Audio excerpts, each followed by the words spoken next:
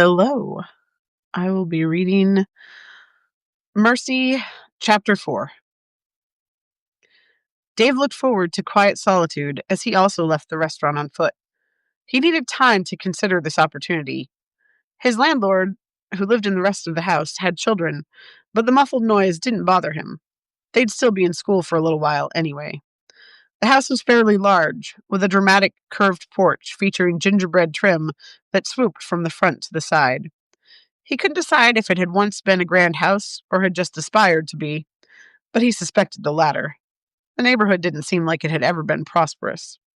His walk took him first by the hulking old mill buildings, then the food pantry, where he often saw, and truth be told considered joining, long lines trailing up the sidewalk. Past that was the liquor store, an abandoned old school, and several sagging apartment buildings, wooden three-story structures with flattish roofs that were ill-advised in a place with heavy snowfall.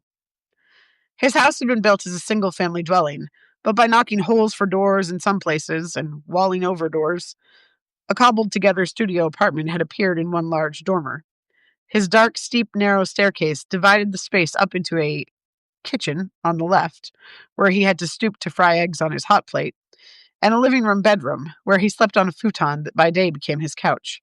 At the head of his stairs was a compact bathroom. It was small, but all that he needed, and cheap, so he was happy. He enjoyed the company of his landlords, and that was, after all, priceless. Kim was slight, with straight brown hair that hung just below her jaw, dark bangs, and a stark line across her forehead.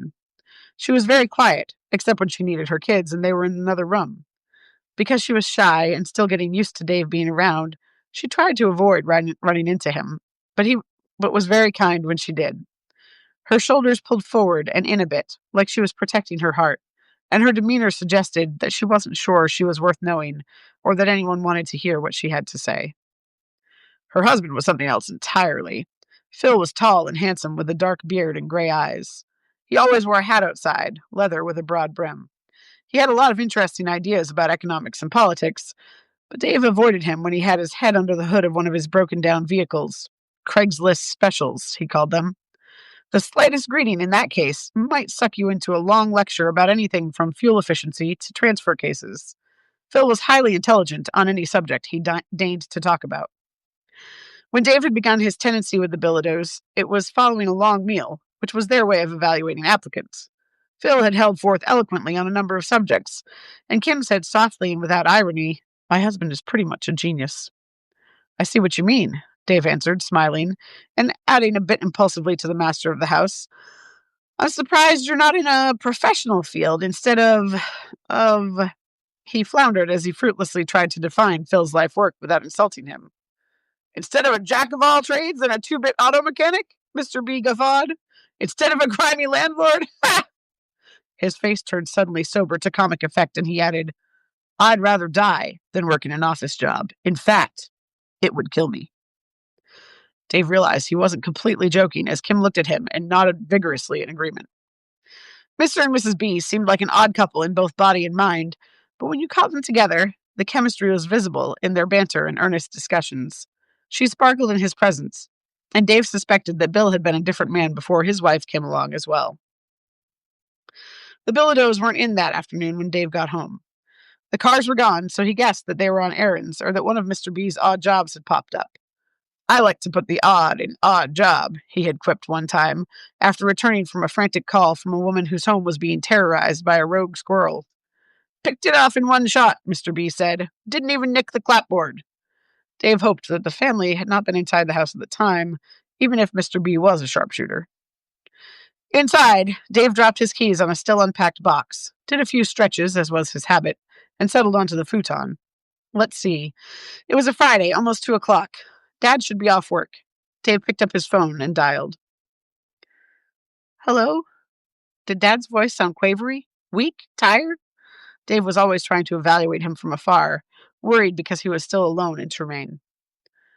"Hi, Dad, it's Dave." "Oh, hi, Dave. How are you?" Dad's voice was now unmistakably joyful. "I'm good. How are you? Were your feet okay at work?" Dave wished that Dad could retire. Someday. Maybe if this business took off. "Oh, sure, I'm fine. How was your meeting today?" Dave drew a deep breath. Uh, I'm not sure.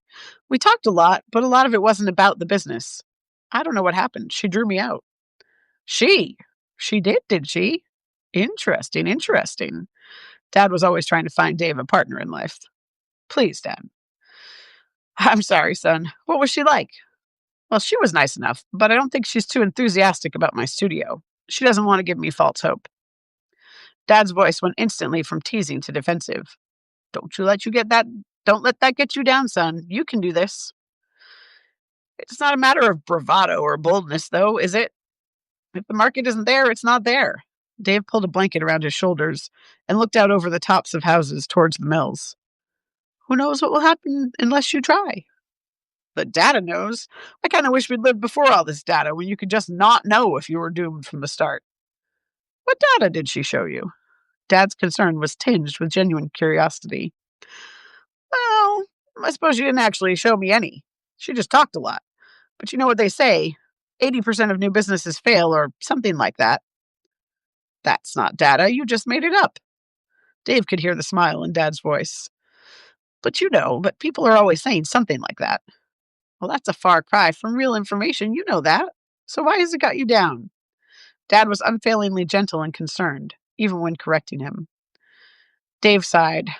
I just don't know. I just feel like the odds are against me. It's emotions that have you down, son, not data. I could help you more if I just got a normal job working for someone else, maybe.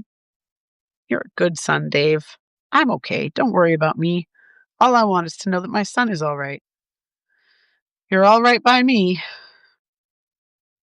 A silent current of emotion quivered between them. Finally, Dave needed to break it. What are you doing tonight? I think I'll cook some pasta that I brought home from the store today. Then I'll probably put my feet up and see what's on. Dave pictured Dad in his creaky recliner with a plate full of spaghetti and the light of the TV on his face. It made him homesick. Maybe I'll come home. You can always come home, son.